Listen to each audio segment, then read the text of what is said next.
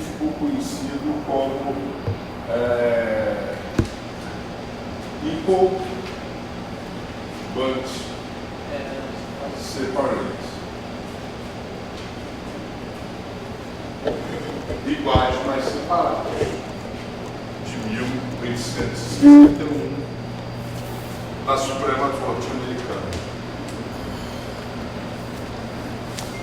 A Suprema Corte Americana estabeleceu nesse caso que o texto constitucional, embora ele estabeleça de forma muito clara que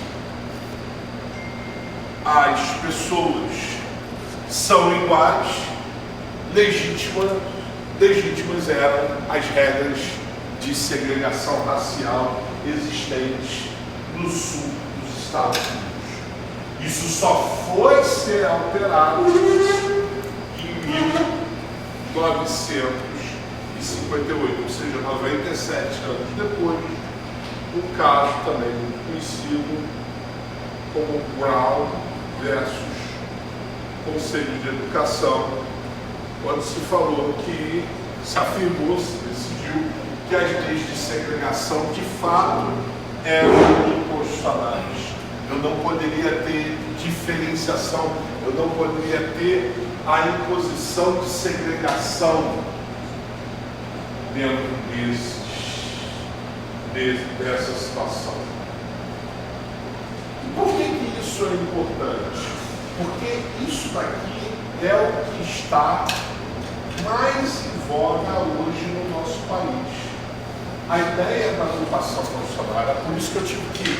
É igual o carro, né? Eu tive que engrenar, falar daquilo que eu parei para a gente entrar no tema. Porque isso tudo aqui eu já tinha falado para vocês, eu já tinha falado para vocês. Para a gente engrenar e aí entender efetivamente a importância disso. Que eu estou falando nos Estados Unidos. E no Brasil, a mutação constitucional ela está sempre presente? Vou dar um exemplo para vocês, muito interessante, que é algo que todo mundo aqui sabe, porque sabe que isso está toda hora nos jornais. No Brasil, eu posso prender alguém antes da ocorrência do trânsito em julgado para cumprir pena? Posso, Carol? Mas já pôde? Já pôde? Já pôde, Marcelo? Já pôde, Juliana? Já pôde? Prender a pessoa sem o trânsito em julgado. Acho que sim. Não. Vou explicar agora. Já diga lá, Alex. Eu estou falando prender a pessoa antes do trânsito julgado pelo cometimento de um crime. Não é a prisão cautelar. Vamos lá, vou explicar para vocês. É importante vocês entenderem isso. Nós temos dois tipos de prisão no Brasil. Existem três, mas vamos ficar com dois tipos aqui. É porque ainda subsiste no Brasil a figura da prisão administrativa. Tá? Em algumas situações, os militares, né? Quem é militar aí? Aí, militar não pode ser preso administrativamente. O coronel, o cara, está preso. Não é? Não tem essa prisão administrativa? A prisão administrativa ainda existe. Mas agora tem que ser justificado. Mas prisão administrativa ainda existe. Entendeu? A prisão administrativa, e detalhe, não é só os militares que podem imputar. Então, prisão administrativa é militar e o outro aqui, ó, que pode decretar prisão administrativa, Supremo. Mas é um caso muito específico e não vou nem abordar aqui. O outro tipo de prisão que a gente tem é a chamada prisão cautelar. E o terceiro tipo é a prisão pena. Quando eu falo de prisão de direito penal, é impressionante como chama a atenção de vocês. Todo mundo passa de né? Todo mundo ama o direito penal, mas depois vai casar com tudo do direito civil. Mas é por quê?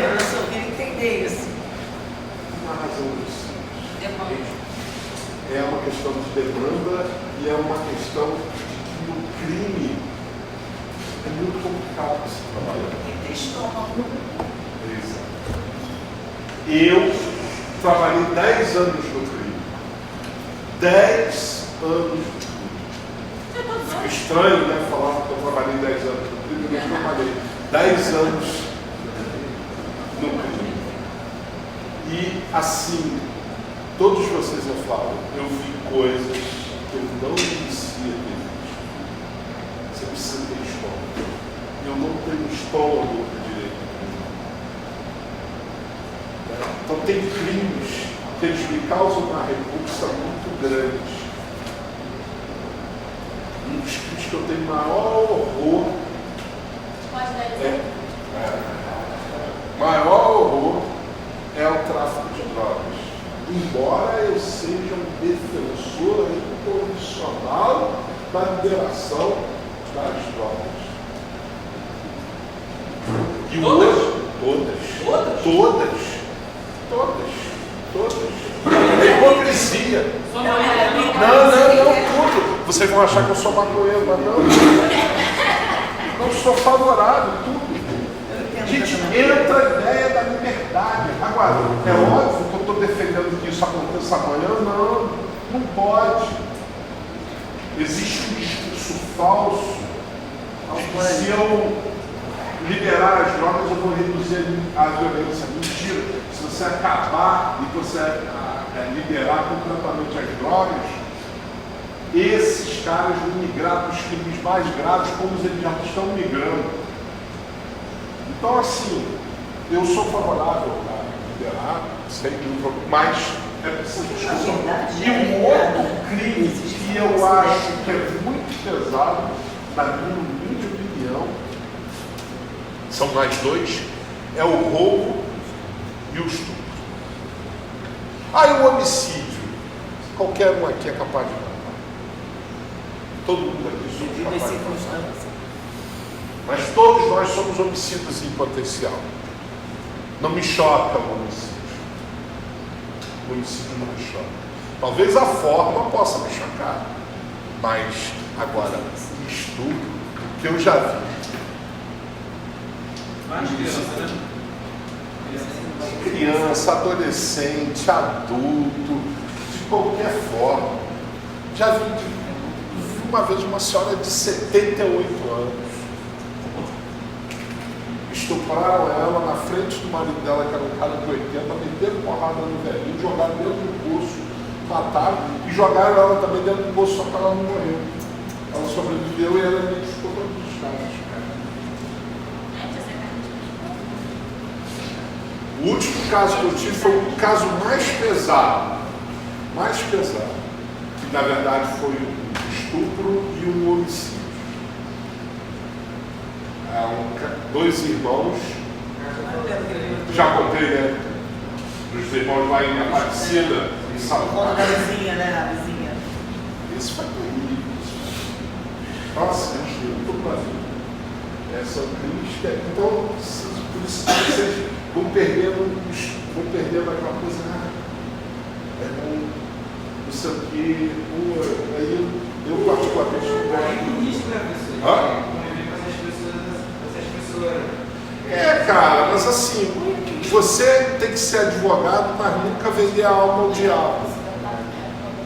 É por isso que é difícil. Eu vou ser advogado.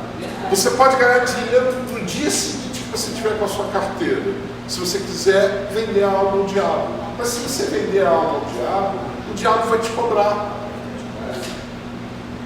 Tem um episódio que eu fiquei sabendo de um cara, advogado, brilhante, bom advogado, resolveu advogar para o traficante. Ele ganhava dinheiro e o traficante chegava para ele, toda vez que ele precisava, o traficante falou: olha, eu só quero que você me atenda na hora que eu te chamar. Beleza, um belo dia. Isso tem muitos anos. O traficante ligou: olha, preciso que você venha aqui que tem uma ocorrência para resolver. Ele falou assim: olha, eu não posso ir agora porque eu estou com a minha, acho que era mãe internada, eu estou no hospital cuidando da minha mãe, não tem, mas olha só, estou mandando um meu sócio está indo aí agora. Eu não quero ser sócio. Meu trato foi com você e é você que eu quero aqui. Eu falei que eu precisava, mas minha mãe está internada. Estou mandando. Ele mandou o sócio foi lá, resolveu. 10 dias depois ele estava morto. Mataram ele. Então é isso que eu falo. Vender a alma ao diabo. O Paulo é errado. Você se comprometeu comigo, é comigo que você tem que estar. Não importa qual é a situação. A tua família não vai me dar. O que vale só eu. É esse que é o ponto. Então, assim, às vezes, eu tenho um grande amigo que é criminalista e ele não faz tráfico. Não adianta, você pode botar o dinheiro que for, ele não faz tráfico. Entendeu? Situações assim, são normais. Então vamos lá. Prisão cautelar e prisão perpétua. A prisão cautelar é essa com a Alexandre, né? Que às vezes a memória fala. É aquela que você pode prender antes do trânsito em julgado. Por uma razão cautelar, uma razão de necessidade. Aí você vai ter vários, porque você vai ter a prisão preventiva, você vai ter a prisão temporária, você tem N tipos de prisão aqui, que podem ser feitos, que não é o caso a gente estudar, você vai estudar isso no processo penal. E aqui a gente tem a prisão pena. O que é a prisão pena? É aquela quando eu já tenho o quê?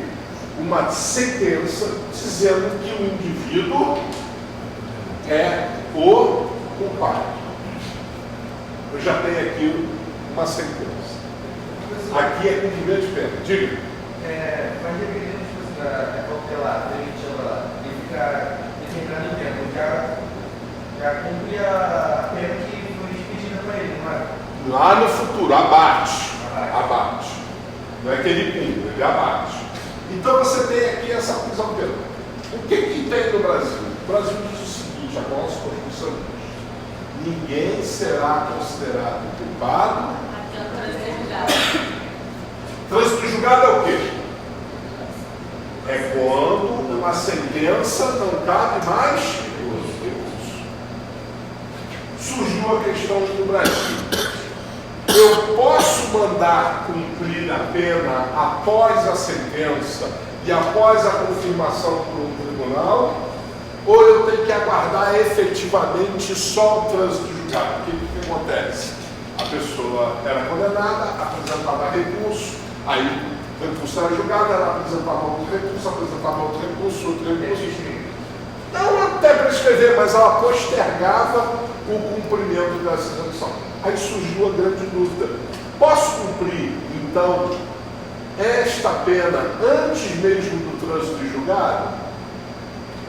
O Supremo Tribunal Federal dizia não. O texto constitucional mudou? Interpretação. Supremo Tribunal Federal, isso desde 88, tá?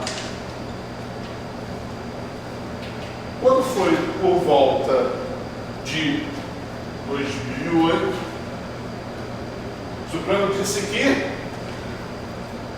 sim, pode cumprir. Mudou. Ou seja, mutação constitucional, mudou a interpretação. Não mudou nenhuma lei. Posteriormente, o Supremo Tribunal Federal, por volta dos anos de 2020, voltou a afirmar que não pode cumprir. E hoje, o Supremo Tribunal Federal está começando a sinalizar que sim. Professor, Ou seja, eu estou tendo uma mudança no entendimento. O problema maior é o seguinte: os americanos demoram quanto tempo para mudar um entendimento? Quase 100 anos. A gente está mudando o quê? A cada 10 anos, 4 anos, 8 anos. vamos só falar aí do STF ali. Você está falando que todos os casos eles vão ter esse pressuposto, depende do caso. Não, eles vão fazer a interpretação e cada caso será um caso, sem sombra de dúvida. Mas veja, a gente tem aqui a questão da prisão como um caráter efetivamente onde a gente teve uma mudança de interpretação do Supremo Tribunal Federal. O Supremo não mudou o entendimento.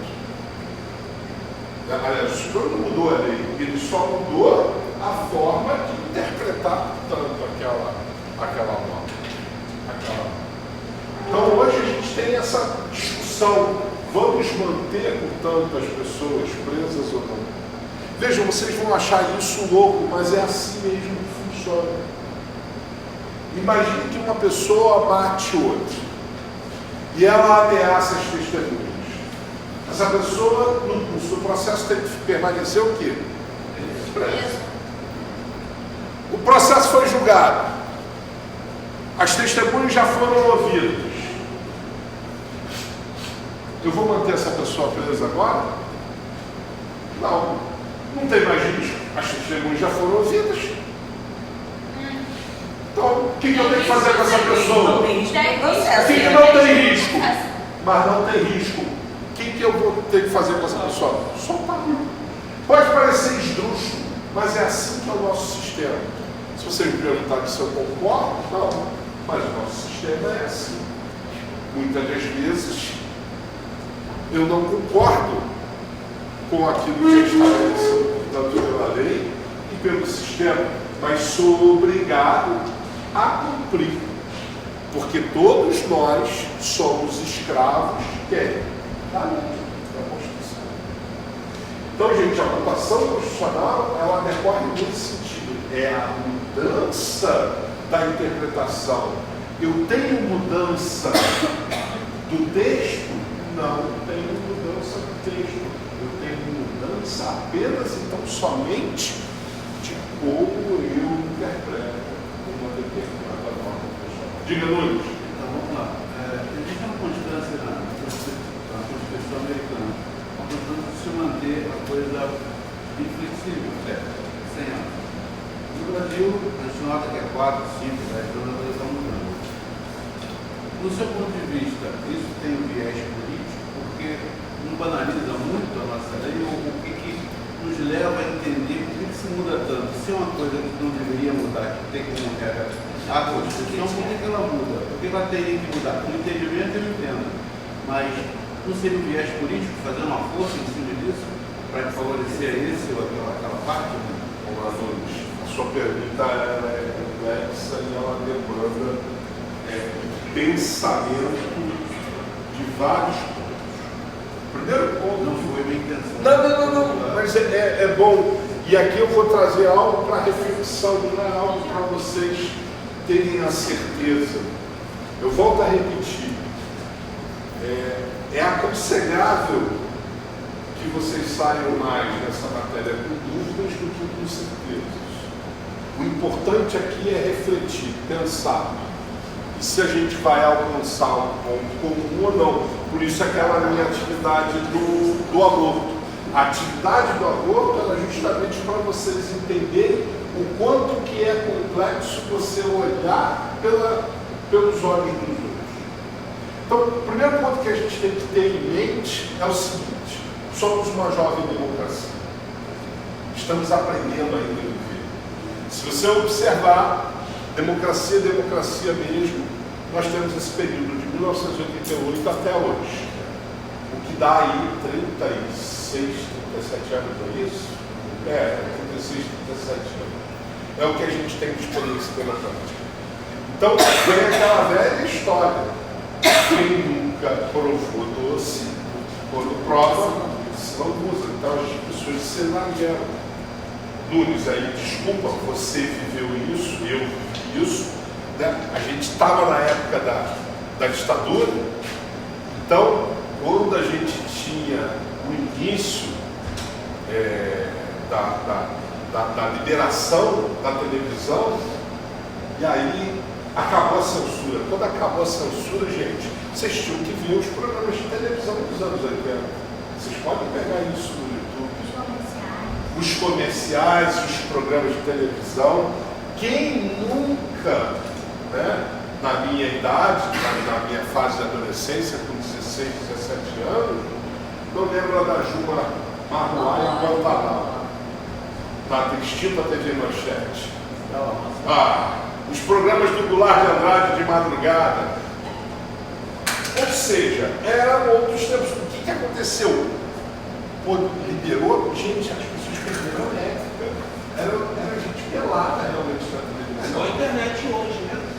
Mas a internet hoje é um campo onde você vai na informação. A televisão está lá à disposição. Está dando. Está dando a informação. Então o cara tem a possibilidade de, se ele quiser, ele vai frequentar onde ele quiser. Lá na internet você tem até como botar filtros para evitar essas situações. Então vejam vocês que esse é o primeiro ponto. O segundo ponto que a gente tem que lembrar é que lá nos americanos a formação deles foi muito diferenciada da nossa. E aí vocês estudaram já isso com o Léo. O Léo falou do positivismo, falou de alguns pontos, né? Ele falou justamente da questão relativa que o positivismo ele traz o direito posto, a ideia da realidade, e aqui a gente tem um país, uma tradição do direito consuetudinário. Então, o costume, a ideia do precedente, eu valorizo o precedente. Então, para mudar o precedente, é preciso acontecer muita coisa para a mudança desse precedente. Então, esses dois aspectos me parecem os mais importantes para dizer de por que eu tenho essa mudança a todo momento. A nossa tradição positivista, sem sombra de dúvida, e a ideia de que nós trabalhamos com a ideia de não observância de precedentes. Lá o americano, para mudar um precedente, ele tem o máximo de cuidado. Aqui a gente não trabalha com essa ideia.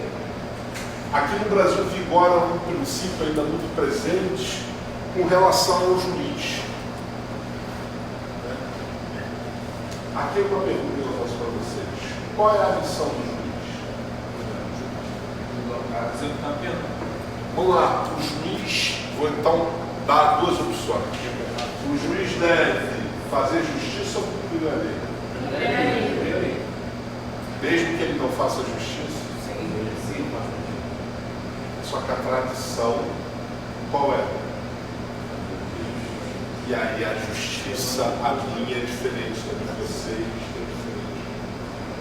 Então, o nosso pensamento hoje é de que o juiz tem que dar uma decisão motivada, mas ele está livre para decidir.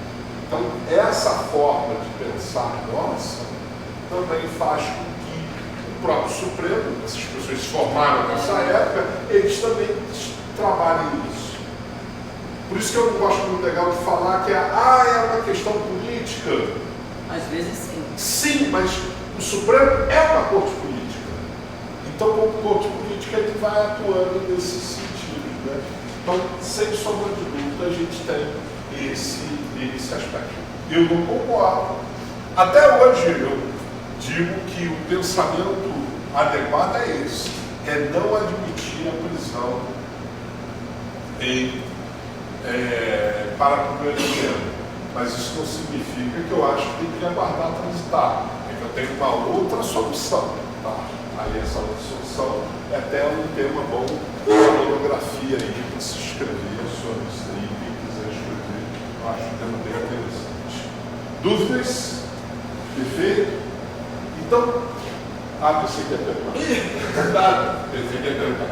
Então, gente, com as questões relativas à mutação profissional, esse é um dos pontos que a gente deve sempre lembrar. Então, vejam vocês, nós já até falamos sobre mutação constitucional aqui, quando eu falei da questão do aborto. Porque tem essa variação. Feto anencéfalo. O feto anencéfalo, o aborto é permitido. E vejam, aonde que está na Constituição? Interpretação feita pelo Supremo Tribunal Federal. O Supremo Tribunal Federal fez essa interpretação, a questão relativa a constitucionalidade e aí a admissão do casamento entre pessoas do mesmo sexo. Embora o Supremo, já falei isso aqui, ele não admite o poliamor.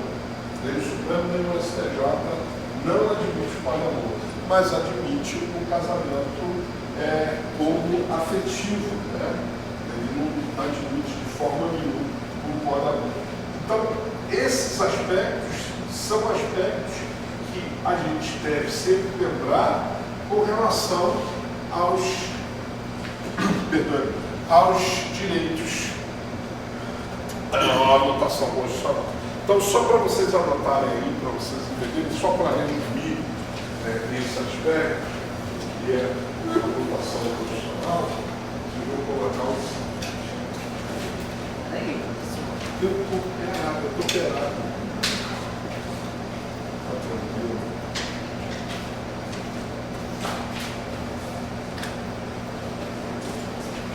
Depois eu vou falar em simulado para vocês ficam muito atentos. Gente, só para vocês entenderem, simulado é contexto. Sim, mas a gente tem que garantir, a gente não sabe o que vai acontecer lá na frente. Ponto simulado. Aí depois vocês vão ter outro simulado. Achou o caminho da faculdade? Não é outro simulado? Outro simulado. Aí depois vocês têm a prova. A minha prova é ridícula. Garanto para vocês. O meu simulado está igual àquela frase que o pessoal fala: vem em mim que eu estou facinho. Sério? Está facinho. Diga-me. Não enrola não, vai direto ao ponto, por favor. Como é que vai ser esse simulado? 10 questões de escolha. Marcar X. Se fosse só isso, estava ótimo. Gente, eu juro para vocês, está muito fácil. E eu vou falar para vocês, ó. Quem acertar 10 questões é obrigação. 9 eu vou brigar. Menos de 9 eu vou perguntar se a pessoa voa. Se falar que não voa, eu vou jogar pela janela. Não tem como. Vai ser muito fácil.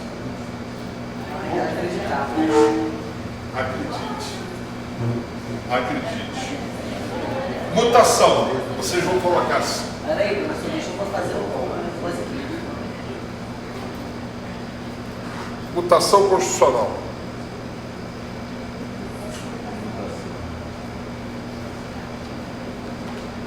Mutação constitucional. Trata-se. Peraí.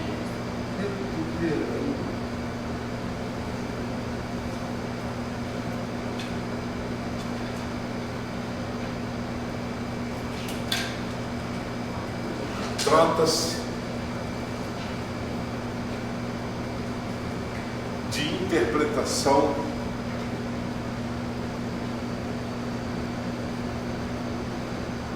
realizada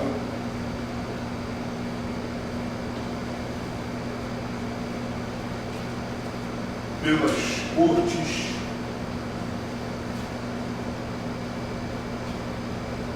constitucionais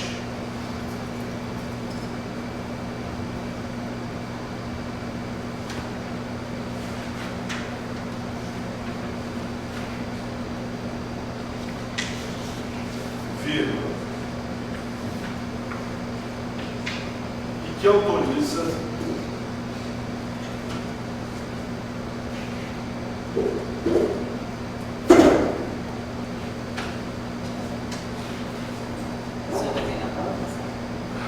e que autoriza ao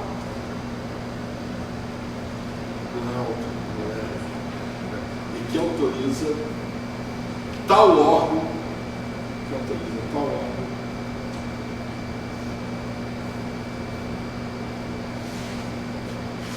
estabelecer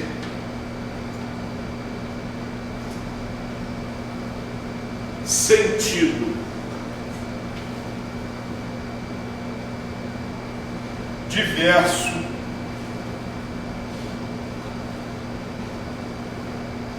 daquele estabelecido pelo texto constitucional.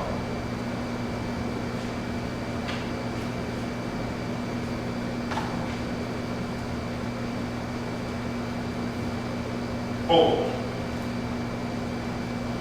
a mutação constitucional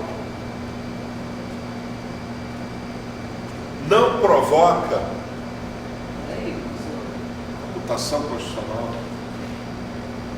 não provoca qualquer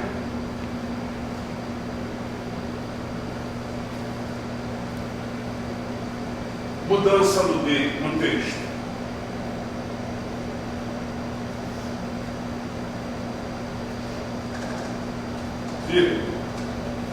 Mas permite que seja extraído daquele, permite que seja extraído daquele um sentido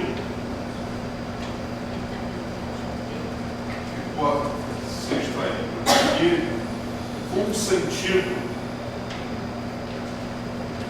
adequado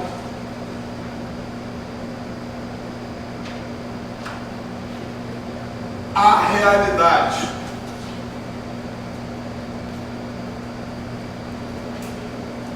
À realidade ou ao momento histórico. Histórico. Bom, só para vocês entenderem, repetindo, 1861, todos os homens são iguais, texto constitucional, mas podem ser tratados de forma separada, correto? Mudou o texto constitucional? Não. Mudou o quê? A forma de sentido. O sentido que eu estava extraindo daquele texto. 1958, mais uma vez não mudou, 97 anos depois. O que aconteceu? Vamos alterar esse sentido. Por quê? Porque o momento histórico era diverso. 1861, só para vocês entenderem como isso era importante, 1861, a Suprema Corte estava com medo de autorizar e declarar inconstitucional as leis de segregação, e eles estavam com medo de que isso ia levar a uma guerra civil. Levou. A guerra civil não adiantou de nada. Tiveram a guerra civil de qualquer forma. Mas mesmo assim, após o final da guerra, continuaram as políticas segregacionistas. Quando chegou em 58, nós já estávamos no auge das lutas pelos direitos civis. Mas vejam, isso aconteceu em vários países, né? Segregação, como é o caso, por exemplo, do apartheid que aconteceu na África do Sul. Então, o sentido da mutação constitucional é isso, é mudar o sentido, interpretar de forma diferente. Beleza? Isso nos leva, já que o Supremo tem esse papel, em expressão no nosso país, a uma grande questão que é se discutir a judicialização da política e o ativismo judicial. Vocês já não ouviram falar que o Supremo é um ativista, que ele age, que ele pratica determinados atos? Na aula passada eu também até liberdade de pegar o método da Marcela e discutir com vocês sobre isso. O Supremo efetivamente ele é ativista, ele age fora dos limites que ele deve atuar. Acredito que sim, em algum momento ele pratica abusos. Mas ele sempre pratica abusos, ele não tem legitimidade para atuar, não, ele não tem legitimidade que expressa a determinação constitucional. E aí foi aquela discussão que nós tivemos no final. Né? Acho que foi Adriano, né? Adriano colocou para mim, pô, mas tu não acha que eles estão sendo over? Acho que sim. Mas então, eles têm o direito de errar por mais que eu não gosto, por mais que eu não gosto. Ficou bem claro, gente? Entenderam a mutação? E qual é a importância da mutação constitucional? Porque a gente entra neste tema aqui, que vocês terão uma matéria, vocês terão um semestre para falar disso, mas aqui a gente tem que fazer a introdução.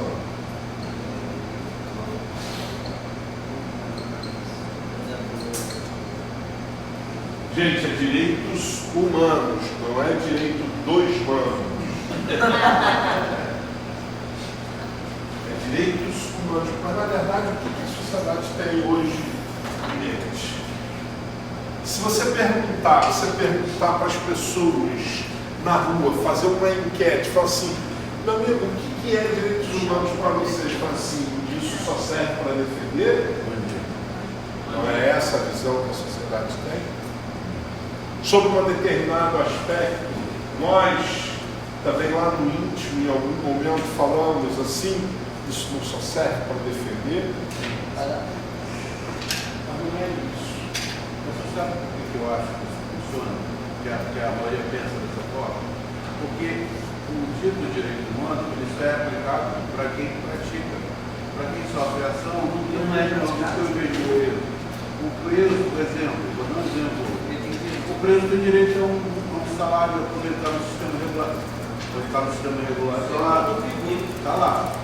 Aí deu ruim. Mas não. Depois eu vou explicar. De qualquer maneira, esse direito a ele, esse direito é garantido a ele. A família, não importa, tem. A família que sofreu ação não tem. Então, quando isso acontece, a sociedade se coloca numa posição de dizer, pô, aplicou para ele, que não, mas para mim que sofreu, não. Daí essa seria uma coisa que penso eu. Mas você está absolutamente certo. A ideia de percepção é essa mesmo. Vamos lá, diga. Também uma questão de entendimento. Então, por isso, assim, só tem direito ao salário que ele falou quem já contribui um ano. Não. Eu vou falar dessa questão. Mas a questão, tipo assim, uma pessoa aqui de família, um parente, acontece uma maldade com o parente, o cara vai lá e mata. O cara, tipo assim, o cara não. Foi um acaso ali, pô, ele tem uma família, ele também trazia algum dinheiro para sua família. Não, mas não é esse o caso. Deixa eu aqui trazer esse aspecto. Eu trabalhei, como falei, no crime 10 anos. 10 anos. E quando você trabalha no crime, obviamente, é mafioso. Obrigado. Falta o charuto. Poderoso chefão. Mas eu com charuto e com essa cor de pele, o pessoal fala assim, é o pai de santo. Vamos lá. O professor, ó, vai mexer pra casa de mariposa aqui. Não, eu tô brincando. O que acontece?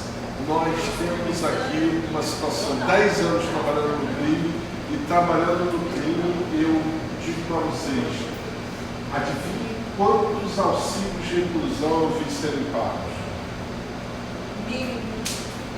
10. Em 10 anos. É muito pouco. É praticamente zero a população carcerária que recebe auxílio. Então tá bom, eu vou tirar essa questão. Mas eu entendo a sua colocação. Eu retiro a questão de Não, mas eu não tenho nada. Mas ainda assim, o que você falou, você tem razão. A percepção é que direitos humanos só existe para quem comete crimes. E não é. A percepção. O que acontece, por exemplo? Qual é a percepção que vocês têm? Eu quero abrir aqui a Constituição. Qual é a percepção que vocês têm se eu falar para vocês se a gente paga muito ou pouco tributo? Professor, a colega Ele já falou sobre isso. Não se paga muito, se paga de acesso aqui, ele não é. Tem, por isso que é muito pouco. Mas o que eu estou querendo dizer, para vocês é que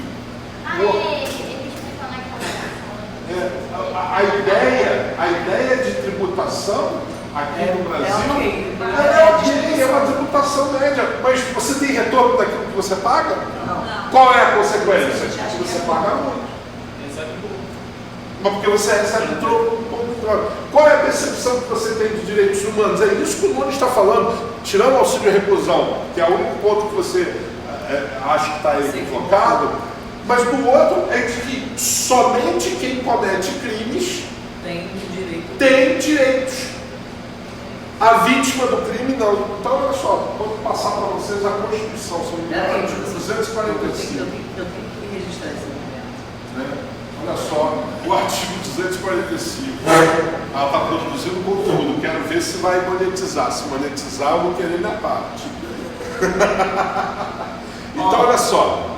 Deixa eu só abrir aqui o artigo 245 para vocês entenderem como é que funciona. Olha só. Artigo 245 da nossa Constituição.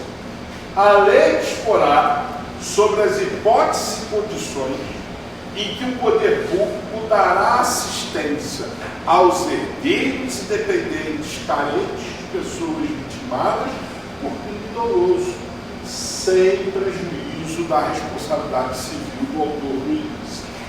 Então vejam aqui, Nunes e todos vocês, de forma muito clara, quando eu falo de direitos humanos, o artigo 245 da Constituição, ele estabelece um mecanismo muito claro de proteção a quem? A vítima.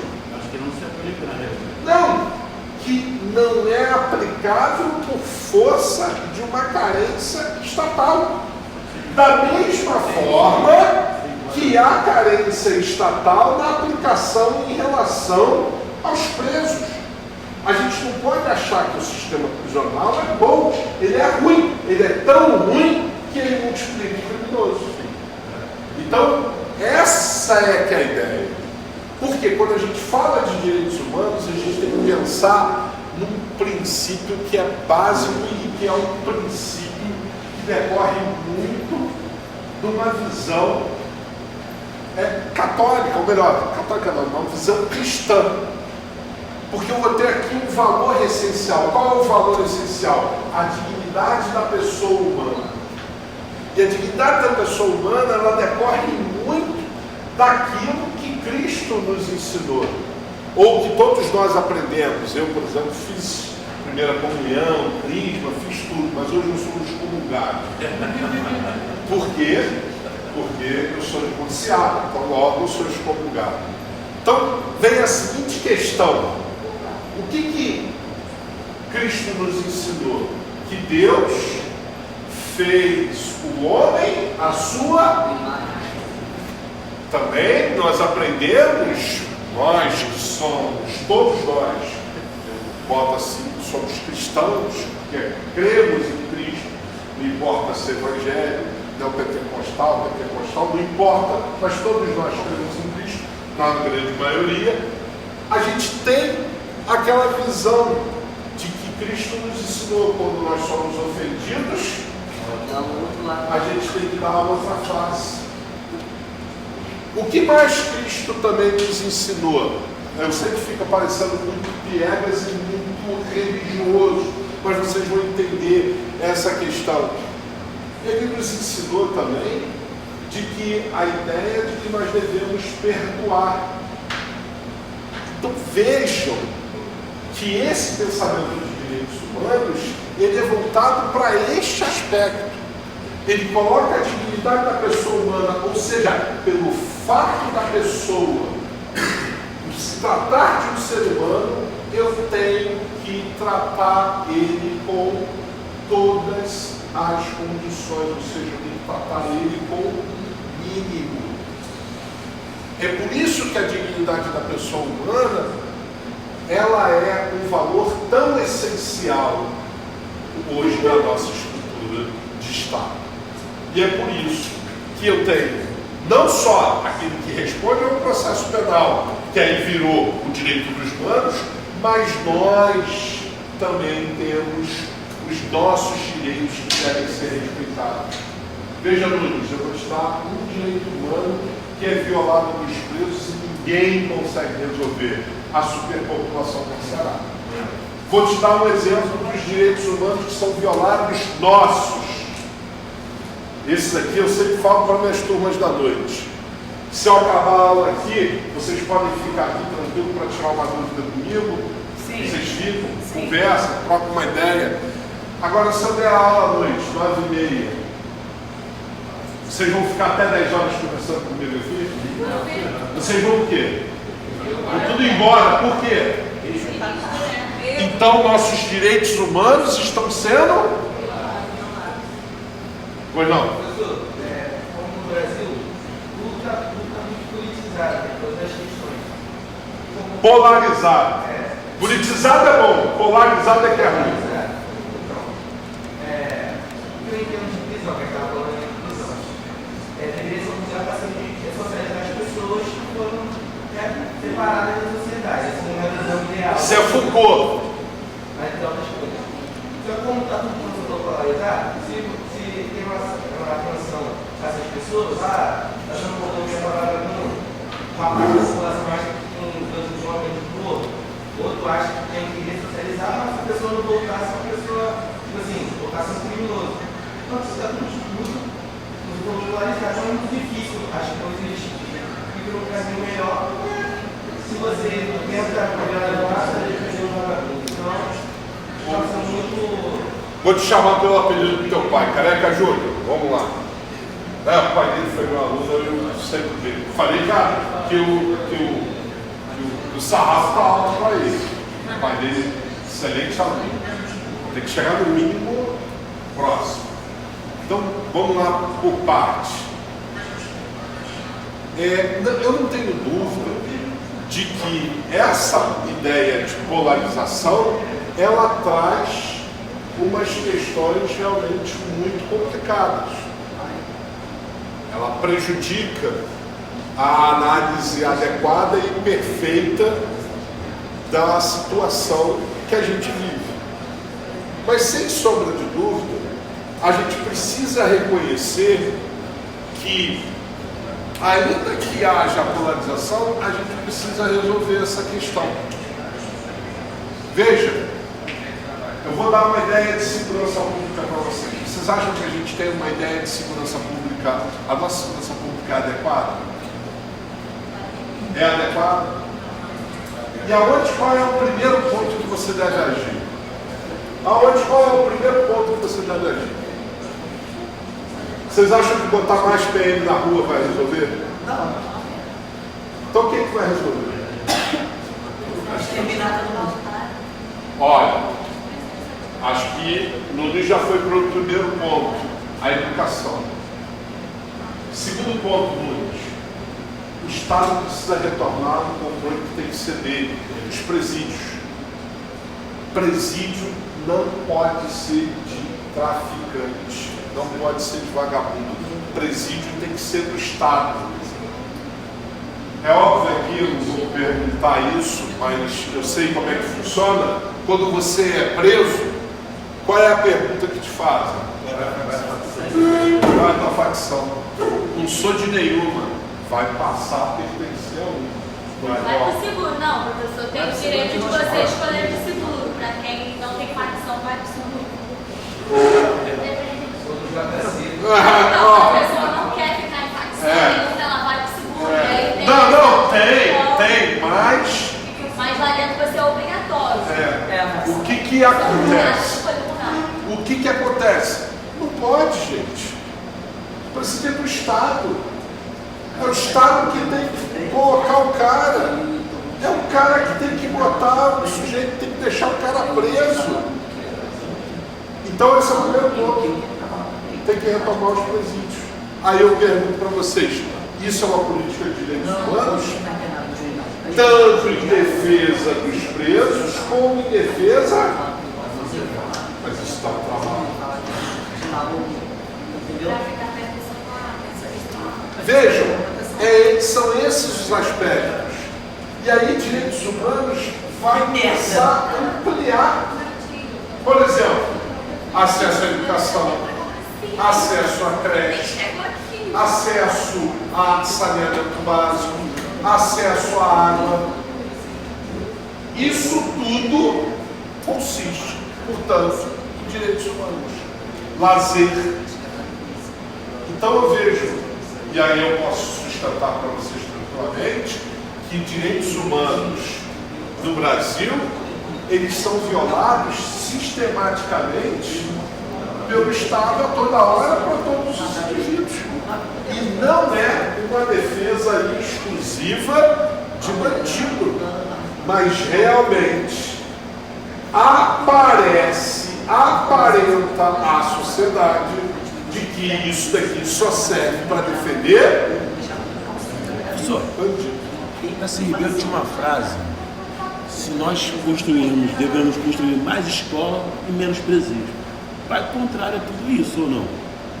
Mas hoje a gente precisa construir mais presídios, talvez até do que mais escolas, porque nós não fizemos o dever de casa.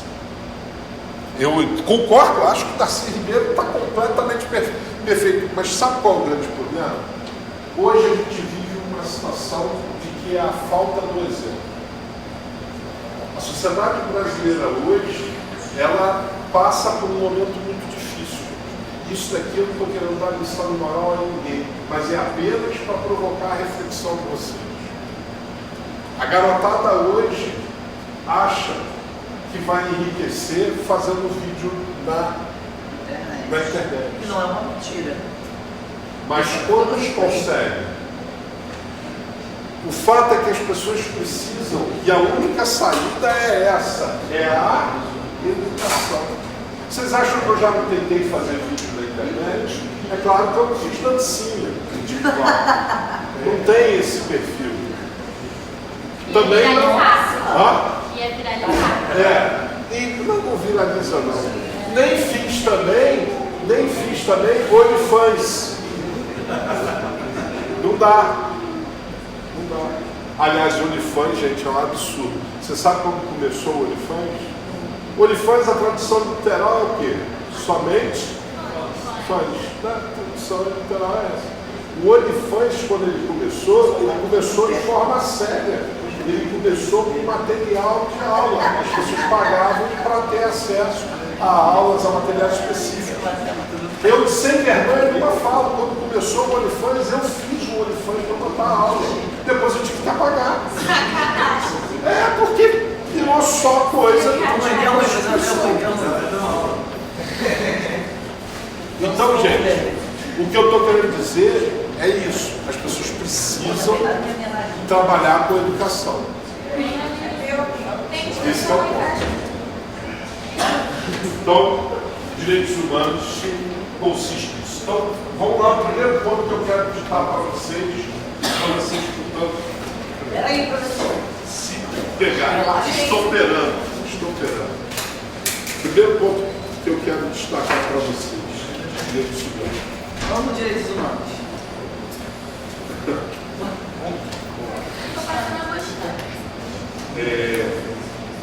Os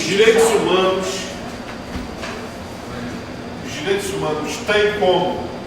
Peraí, professor. Os direitos humanos têm como valor principal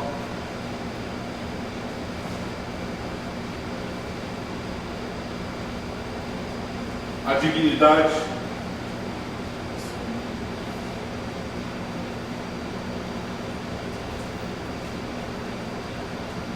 da pessoa humana, a dignidade da pessoa humana,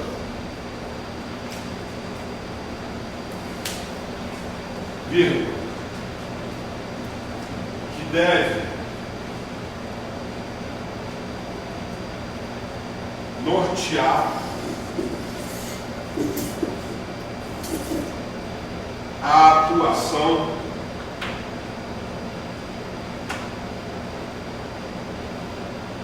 do Estado.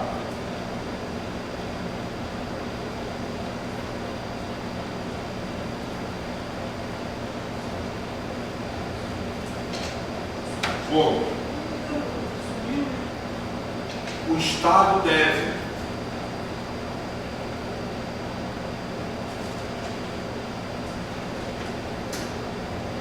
observar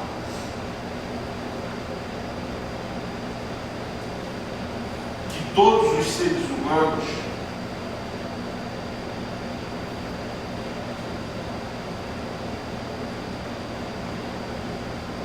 tem direito à vida, vírgula, igualdade,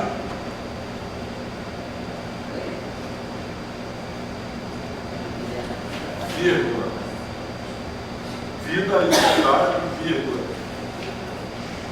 vida, vírgula, igualdade, vírgula, integridade,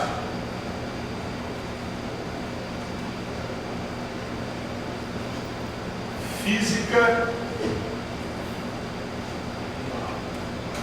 e psíquica.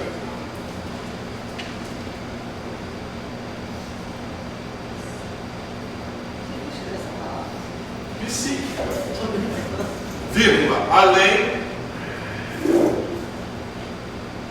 de possuir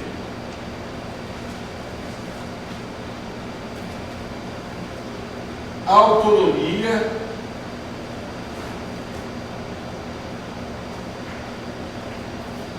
de conduzir a sua vida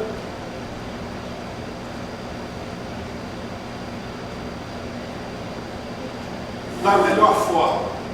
Da melhor forma? Da melhor forma. Olha só como que isso é importante.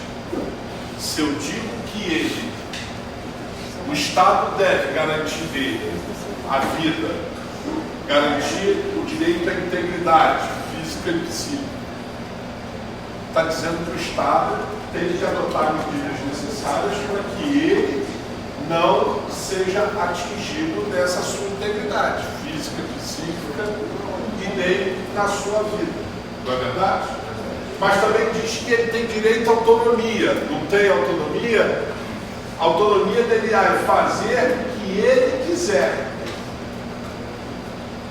A ideia é da liberdade. O Estado não pode interferir na vida do indivíduo, sob pena de caracterizar uma intervenção, uma intervenção absurda, ilegal.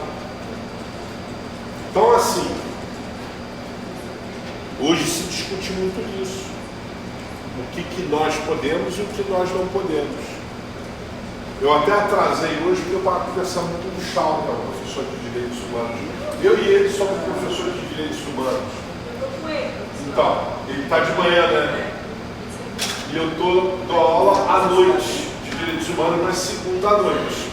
Ele pega de manhã e eu fico à noite, na segunda à noite. Então, em Direitos Humanos, o que a gente sempre fala e a gente estava discutindo? Que é a questão da intolerância religiosa. O que é difícil também, que a gente está tendo uma discussão muito grande, não só a intolerância religiosa, é a confusão que se faz a autonomia da vontade. Veja, eu posso ser preconceituoso com um casal LGBTQIA+, mas eu sou obrigado a gostar? Não. Mas tem que respeitar. Essa que é a ideia. A gente precisa reconhecer a autonomia. Mas isso não significa que eu não possa atacar. É que eu não devo atacar essas pessoas. Mas eu posso ter as minhas restrições. Então hoje a gente vive um momento que é um momento muito complicado, eu diria, quando a gente fala das liberdades, que a gente fala, portanto, das questões relativas aos direitos humanos. Beleza, gente? Aonde que surgiu a ideia de direitos humanos? Primeiro documento. O primeiro documento foi a Declaração dos Direitos do Homem e do Cidadão, lá em 1789, Revolução Francesa. Tempo ali surge a ideia. Se fala da liberdade, se fala do direito de ir e vir, se fala da ideia de que devemos, portanto, um respeito muito grande. E aí qual é o segundo documento mais importante? Aí sim, pós-Segunda Guerra, a Declaração dos Direitos do Universal dos Direitos Humanos, que é de 1948, Estatuto da ONU, que assegura, portanto, efetivamente o respeito. Por quê? Porque nós tivemos o que antes de 48? O final da Segunda Guerra. Beleza? Tranquilo? Os direitos humanos, gente, é o último ponto que eu vou abordar aqui, eles diferem dos chamados direitos fundamentais.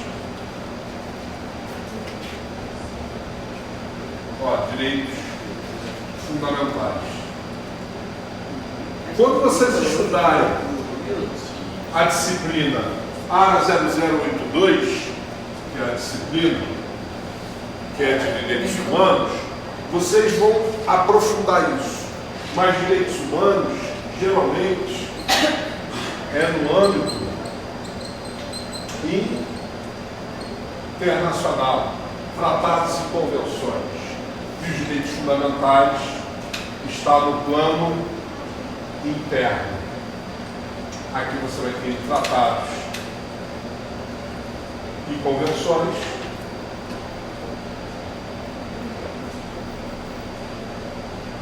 E aqui você tem na Constituição. E isso provoca uma discussão muito complexa, em especial no nosso país. Tá? Existem questões muito complexas que envolvem aí a ideia de como funcionam, portanto, os direitos humanos e como é que funcionam os direitos fundamentais. IES significa o que mesmo? IES, direitos humanos. IES? Eu não estou lembrando o contexto que você está colocando. É porque eu estava vendo aqui no próprio site do Estado, né? Aí eu não consegui entender assim, certos lugares. Deixa eu ver. Aqui, ó. Até para o Roberto ter que puxar.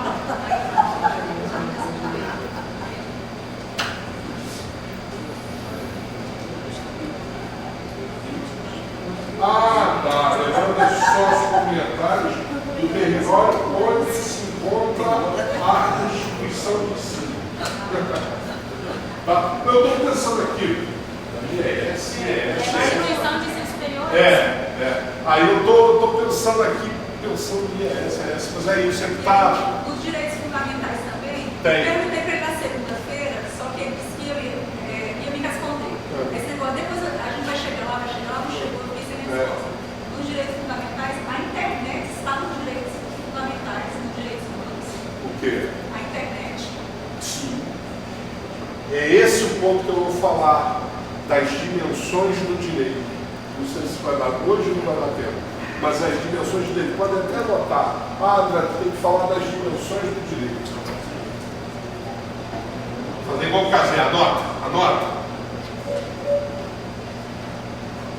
Dimensão do direito. E a gente sabe que a educação, O que acontece? a educação, a moradia, tudo, mas aí quando eu vi aqui a internet, Por que a internet é um direito humano hoje? por causa do conhecimento da educação, Eu gosto de. Da informação. Beleza? Alguma dúvida, gente? Você sabe o que eu acho? Quando você fala em direito, você fala de direito. Mas fala dos deveres. Essa obrigação de você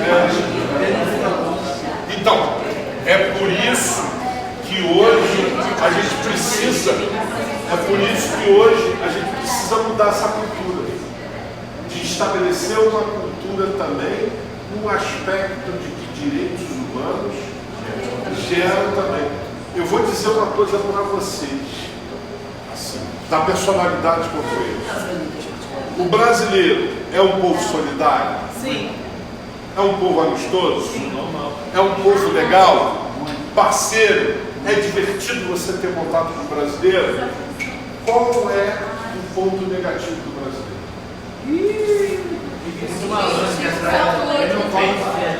Eu vou te dizer um só. É um só, e esse um vai resolver todos os demais. O brasileiro não tem senso de comunidade. O que é a ausência de senso de comunidade? É saber que no espaço público a atuação dele pode prejudicar os demais. Exemplo, paro em fila dupla. Mas é rapidinho. Eu sou um caminhão, tenho que fazer uma descarga, né? O cara está trabalhando, ele está ganhando o pão dele, mas ele precisa, portanto, deixar a mercadoria num determinado lugar. E por isso, o que ele faz? Ele para numa rua apertada e descarrega o caminhão ali na cara. Eu sei que ele está trabalhando, mas foda-se todo mundo, desculpa. O melhor aspecto, banheiro público. Banheiro público, você vem a consciência clara de que o brasileiro não tem solidariedade. Então, a ausência do senso de solidariedade implica de que ele faz um jeitinho, implica de que ele é malandro, implica de que ele quer ganhar sempre em relação ao outro. Por quê? Porque ele não está preocupado, ele está preocupado com ele, como se só ele tivesse problema. Do pouco que eu conheço, é isso que eu vejo, a ausência do senso de solidariedade. E até de respeito, porque Mas- das vagas... Mas é isso. Quando você não tem esse senso de solidariedade, você não tem o respeito. Você não acaba tendo um montão de coisa. Então, quando você pensa, olha, eu tenho que ter esta visão, porque isso vai impactar os outros, aí a tua vida faz assim, ó, puf. Meu direito começa quando o outro. O outro tem, não, mas isso é a ideia de solidariedade. Entendeu? Eu posso fumar cigarro aqui dentro? Não. Pode, não, não posso. Não é porque é proibido por lei agora. É proibido por lei. Mas por que eu não posso fumar? Por que a lei teve que proibir algo que era Porque a tão pessoa bom? não tem muito cagar pros senso de outros si fumando. mesmo. De que o amigo não fuma. Mas por quê? Porque eu não me preocupava com o próximo. Aí eu fumava em ambiente fechado. Quando era proibido, eu lembro das pessoas entrando no pequeno no elevador com cigarro. Eu já fui fumante, eu sei. Né? Então, já. Tá querendo morrer? Já não, parei quando eu tive um AVC. Quando eu tive um AVC, eu parei. Você tem Tomou atraso. Tive um AVC externo. Que isso, professor? Um dos laudos do meu tipo é ele teve uma Eu tive um AVC isquêmico, só fiquei com uma sequela. Eu tenho 75% só de força nessa mão. Não está tranquilo. Aí assim, se eu disputar com qualquer um aqui, braço de ferro, eu perco para todo mundo. Não abro o tampa, não consigo abrir nada. Só com a esquerda que eu abro. Eu tenho essa mão. Por isso eu não escrevo muito, porque minha mão vai cansando. Mas eu consigo fazer tudo. Mas tive um AVC isquêmico em 2014. Aí eu parei de fumar. Tomou aquela trava do corpo, né? O corpo falou, é igual agora eu parei de beber. Tomou outra trava. Tá na hora de levar. Tá, eu sei, eu vou dar o intervalo agora. Tá com fome, cara? Gente, vamos dar o intervalo. Vamos, Fábio, qual o problema? Qual o problema?